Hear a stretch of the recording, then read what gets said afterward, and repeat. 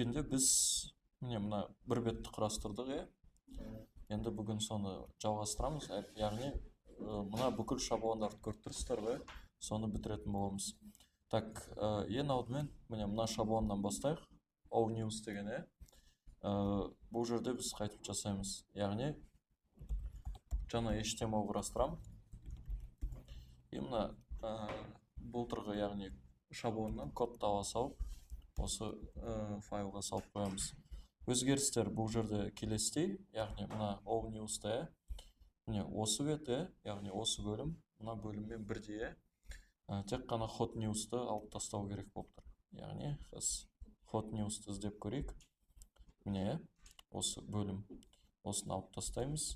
Сосын астыда бізде ссылка тұр, мына центрі, оны да алып тастаймыз. Сол кезде көрейік не шығады. Міне.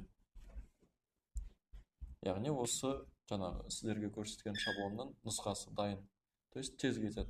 Мына жақта сосын категория бойынша спорт news деп тұр. Яғни біз уже осы шаблонды пайдалана отырып, басқа нелерді жасаймыз, уақыт көп болмайды жалпы. Келесі шаблон ол бізде by news by категория деп жасайын. Яғни бір категория бойынша жаңалықтар осы жаңа құрастырған all news'тан көшіріп алып, мына жаққа салып қоямыз. Тек қана өзгеретіні бұл жерде мына тексті көріп тұрсыздар ғой, all news. Бұл жерде біз, яғни категория атын жазамыз, оны былай жазып қояйын. Сосын news. Сол кезде шаблон мынандай болады. Міне тек қана мына жер өзгереді. Бұны біз бэкэндтен яғни аламыз. Сол кезде сол жаңалықтар шығып тұрады. Сосын келесі бізде яғни осындай search деген не кетеді. Страница соны жасап көрейік. Жаңалықтарды іздеу, search HTML.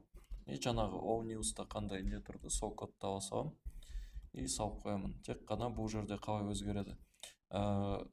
Бізде текст өзгереді, сосын карточка наместе жоқ. Не кетеді, осындай бір форма кетеді. Так, міне мына карточканы алып тастайық. News блок карты. Сосын тексті біз search деп өзгертеміз. Сосын HTML-да мынандай тег бар, форум деген. Формаларға арналған.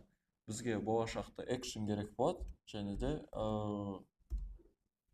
name деген атрибутта керек болады. Ішінде бізде не болады? Біріншіден мынандай тег болады, label деген. Бұл жерде міне label деген осы элемент тұр. Осыны көшіріп аламын. Осындай текст жазам. Мына forға мен әзірше осындай атау бере салайын. Мысалға search деп жазсақ тоже.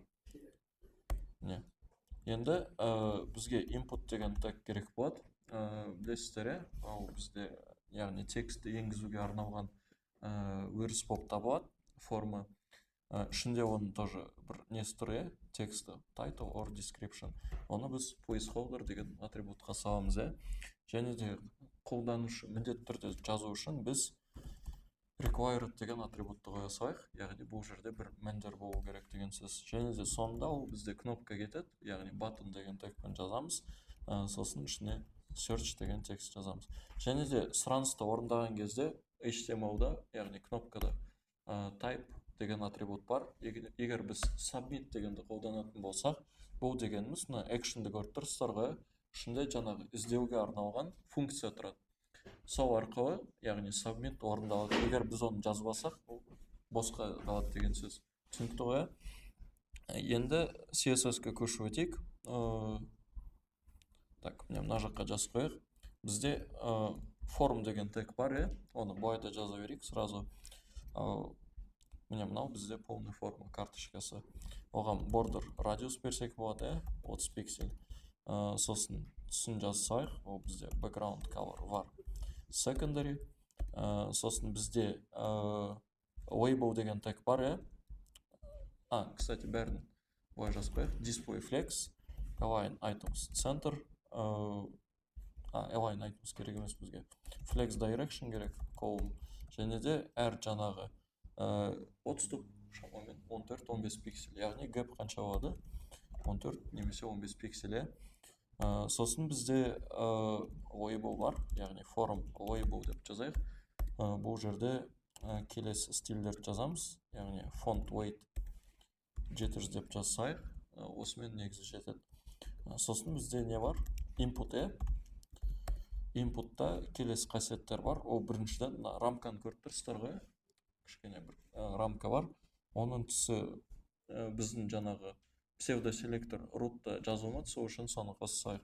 Мына түсті айтамын. Яғни жоғары көтерілсек, мысалы мынандай айнымалы қарастырайық. Border деген, не? Так, тұра тұрыңыздар, қай жерде? E6 дейді. Так. Тұр екен ғой, бізде бар екен ғой. Басқаша көрініп қалды. Міне, мынау түс бар екен ғой бізде, текстін. Не? Осы цветті көшіріп аламды. Мынандай айнымалы қарастырайын. Placeholder деген. Бір сұр түс қосылды бізге тағы. Енді inputқа келесі жазамыз, яғни border, бір пиксель, solid, рамканың түсін таңдаймыз, ол бізде яғни сұр түсті. Сосын ішінде отступтары бар, міне 14 пиксель жоғары астынан, сол жақтан, оң жақтан 16 болады. Яғни padding 14 пиксель 16 деп жазамыз. Бұл жерде де border радиус бар, бірақ 30 пиксель емес, қанша? 10, міне, яғни 10 пиксель деп жазамыз. Так, background color var white деп жазсайық, міне. Енді placeholder'дың түсін өзгерту керек болады.